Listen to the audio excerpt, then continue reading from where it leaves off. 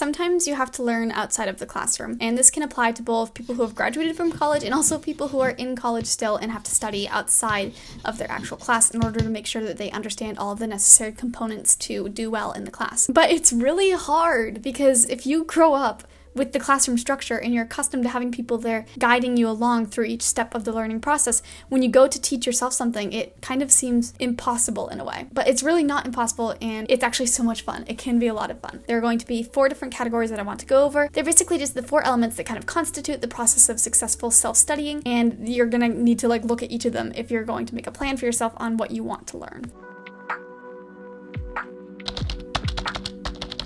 Hello, my name is Michaela, and I do a lot of self-studying, primarily for the LSAT as of late, which I'm waiting on my score, which will come out in 2 days, so fingers crossed on that.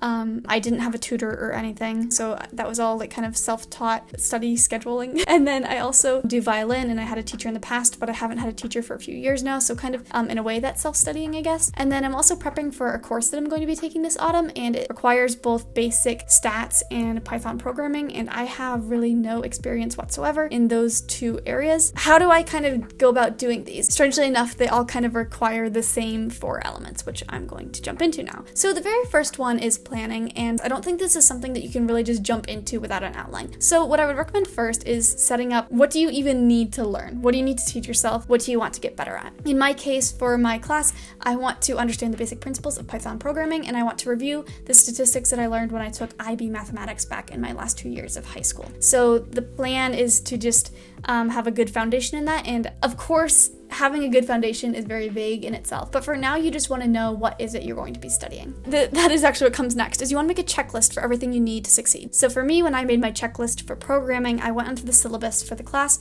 and I made a list of all the key terms and topics that kind of come up in the week-to-week schedule of the course. Like, what do I need to know in order to feel competent being in this class? It's going to vary on what you're learning. So if you're doing something like learning a foreign language, you may not have specific objectives. It may be a lot more subjective, like just speaking with greater fluency. That's something that's kind of hard to gauge, but that's still equally valid to put on your checklist. Then you're going to want to turn this checklist into a timeline. Start adding dates next to your items on the checklist and have a plan for how long you want each item to take. Additionally, if you so desire, you can even make rewards for yourself as you go along. So one thing I did while studying for the LSAT is I would tell myself, okay, if you score this number on the practice exam today, then you should go buy yourself a new shirt. I mean, that's just a very, very random and extreme kind of example. But the point is, if you kind of set up these goals for yourself and you know you're going to get a reward, if you meet those goals, it can just be an incentive to keep studying and to keep getting better. So the second component is finding the tools and resources you need. And this one is crucial because, again, you don't have that classroom structure, but that doesn't mean you can just produce learning inside your head. You still need something guiding you and teaching you. Otherwise, you're not going to learn anything. There are different ways that you can get tools and resources, and I have a list here. So the first one is apps. My cousin recommended to me this app called Mimo, and it's what I've been using to learn Python programming. It's absolutely fantastic. It kind of works like Duolingo if you've ever used Duolingo, and it walks me through each day different basic foundational concepts that are relevant to programming. And then again, Duolingo, as I just said, I think I just had a 191-day streak and I just lost it 2 days ago, so I'm very upset about that. Duolingo is a great way to get down the basics of language, definitely not fluency, but it's a great way to get started. And really, there's a ton of apps for other things too. It doesn't have to be just programming and learning a language. Listen to podcasts. Chances are there's a podcast that's about what you need to learn, especially if you're learning a foreign language, because then you can listen to a podcast in that foreign language. So for example, I've been listening to this Spanish intermediate one. I need to be more regular about listening to it, but if I'm making supper, it just helps me to feel as though I'm improving while I'm doing something else with my time. So, if you're riding a train to school, cooking dinner, taking a shower, things that otherwise you wouldn't be studying during, you can just put on a podcast and you're getting progress in your self-studying concept while getting done other tasks. There's a ton of websites you can use. Khan Academy has been so helpful for the LSAT. They have this whole LSAT course, and they have actually a ton of courses on Khan Academy. I'm using their course for stats actually as well. Of course, YouTube. There's so many people uploading on YouTube how-to videos and guidance on how to solve something, or just lectures even. Colleges will upload lectures from professors, and you can watch and listen to these online lectures for free, and it's a really great resource to get to learn more about your subject. On kind of a similar note, there's also free online courses that you can use. So for example, Harvard literally free courses. So I don't even know how many they have that aren't free, but they have 128 online courses that are completely free of charge. I believe you have to pay if you want the actual certificate, but you can take systematic approaches to policy design, invasions, rebellions, in the fall of Imperial China. You can learn about that for free. I've found Quizlet to be really useful. For example, I was taking a class called Introduction to Cognitive and Biological Psychology this last year. The textbook that we were working out of, I needed more help because I felt like I wasn't learning the concepts quickly enough. There are students who have read the textbook in the past who have made public Quizlet flashcards and uploaded them online. So I didn't even have to make any Quizlets. They were already online, already existed. And then of course, actual physical books. Go visit your local library and talk to the librarian, see what they have that might be relevant to what you're trying to learn. And also go onto eBay and look up used textbooks, because textbooks give you that classroom structure of units, key terms to review. They'll ask questions in textbooks.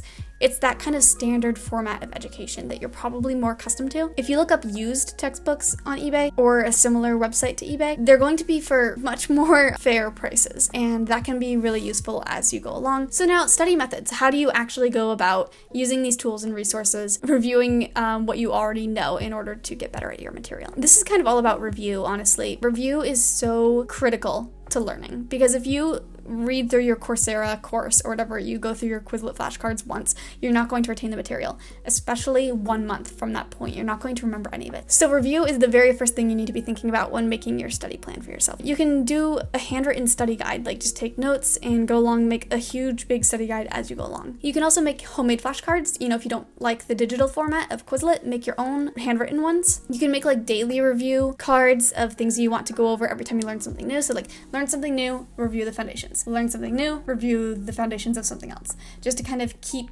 that clear in your mind, both new and old things as you go along. Try out different note-taking methods, see what works for you, mind maps, Cornell notes, other types of notes.